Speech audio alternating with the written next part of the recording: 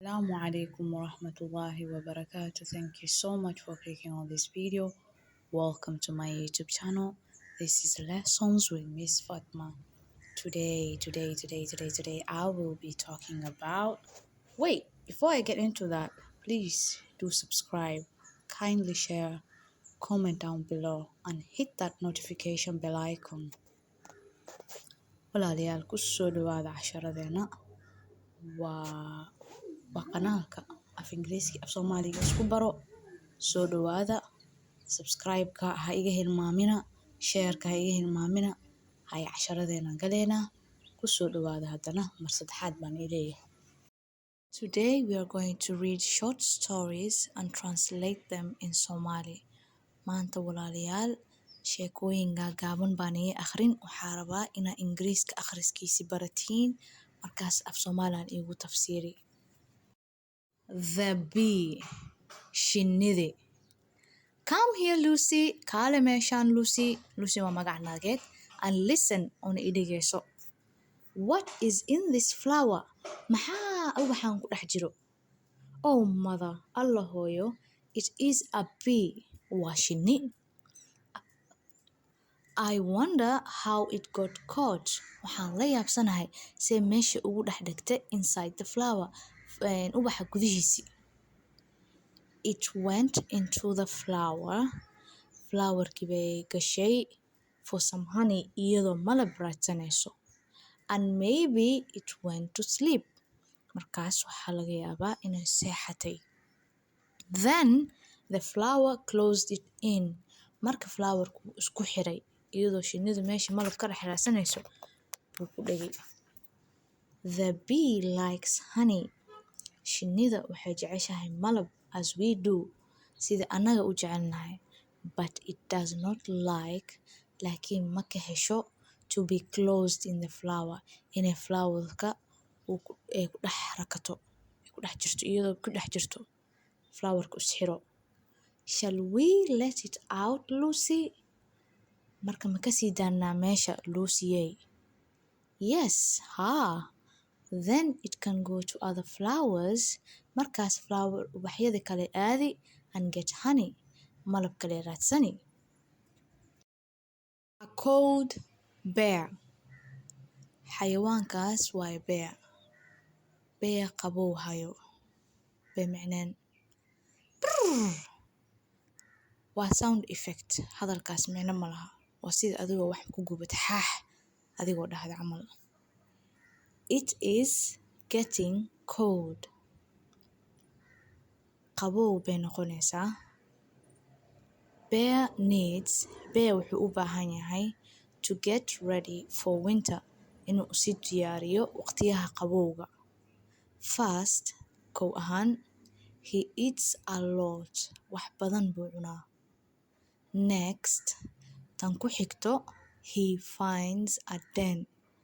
buul yar uu ku seexdo uu galo, meelaha beeyaashay galaan oo qabowga ka galaan buu raadsani. Then haddana he fills the den. meesha gurigiisa wuxuu ka buuxsani with leaves, caleemo. So he will stay warm. sifo uu isugu kululeeyo caleemahaas. Last, ugu dambeyn, he eats even more. wax badan buu sii cunaaba. markuu tii hore dhammeeyo haddana wuu kusii darsadaa. Is bear ready for winter? bear ma u malaynaysaa inuu diyaar u yahay waqtiyaha qabowga? Yes, he is. haa, wuu yahay. Winter is here. waqtiga qabowga waa soo galay. Ned and the apples. Ned iyo tufaaxyadii. Here Ned, catch this apple in your hand.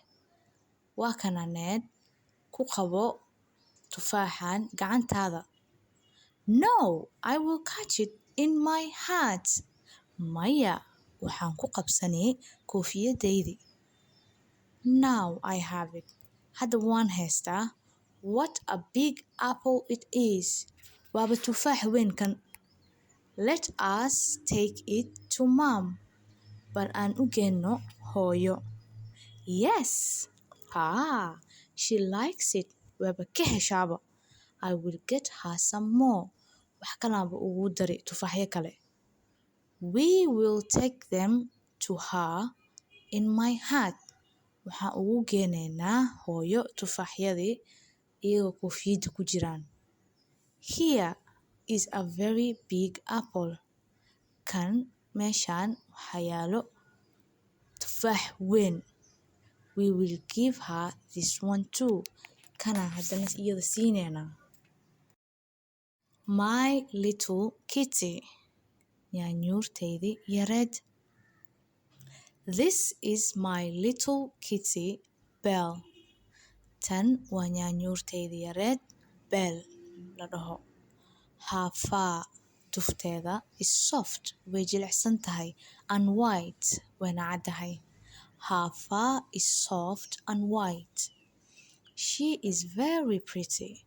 Aad bay u quruxsan tahay. Belle was sitting in her bed. Belle sariirteeda iska fadhiday. She saw a big rat. Jiir weyn bay aragtay. And ran to catch it. Wayna orad inay qabato. My kitty was too slow to catch the rat. Yaanyuurteyda aad bay tartiib u ahayd inay qabato jiirka. My kitty was too slow to catch the rat. Way qaban weysay. Wuu ka orod badiyay.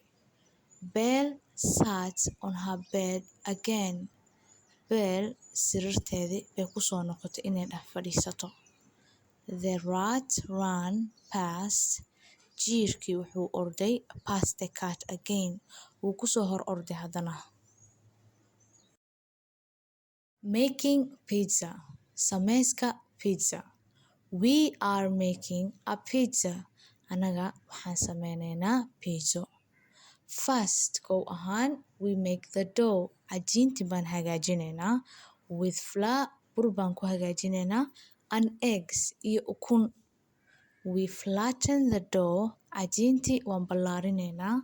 Into a round shape. Waxaan ku ballaarinaynaa wareeg ahaan. Then, markaas, we put tomato sauce. Waxaan kor saaraynaa cajiintii maraq yaanyo and cheese on top iyo farmaajo baan kor saaraynaa. Kadib, the pizza goes into the oven. Markaas pizzaha foornadaan gelinaynaa. In a few minutes, daqiiqadooyin gudahooda, it is ready to eat. Waaba diyaar in la cuno. Haddana waan ii akhrinay. We are making a pizza. First, we make the dough with flour and eggs. We flatten the dough into a round shape. Then we put tomato sauce and cheese on top. The pizza goes into the oven. In a few minutes, it is ready to eat. Kan su'aalaha hadda la jiro. Su'aasha koowaad. What do you use to make pizza dough? Maxaa u isticmaashaa inaad sameyso pizzaha cajiintiisii? Kow, flour and eggs, bur iyo ukun, mase B, rice and water, bariis iyo biyo. Jawaabta waa A, flour and eggs. Su'aasha labaad. What do we put on top of the pizza? Maxaan kor saarnaa pizzaha? Milk and butter, caano iyo subag, mase tomato sauce and cheese, maraq yaanyo iyo farmaajadii. Jawaabta waa B, tomato sauce and cheese. Su'aasha saddexaad. Where do we cook the pizza? Intee lagu kariyaa pizzaha? In the oven, foornada, mase on the stove, mase meesha kore oo ovenka ka koreyso oo dabka ah. Waa foornada. Marka casharka maanta meeshaasaan ku ekeynaynaa. Talaadada dambe isu kaaya keena. Su'aalo iyo jawaabo meesha commentka iga weydiiya. Casharo hadaa rabteen in la ibaro suggestionsna hoos ku soo qora. See you next Tuesday. Have a great weekend.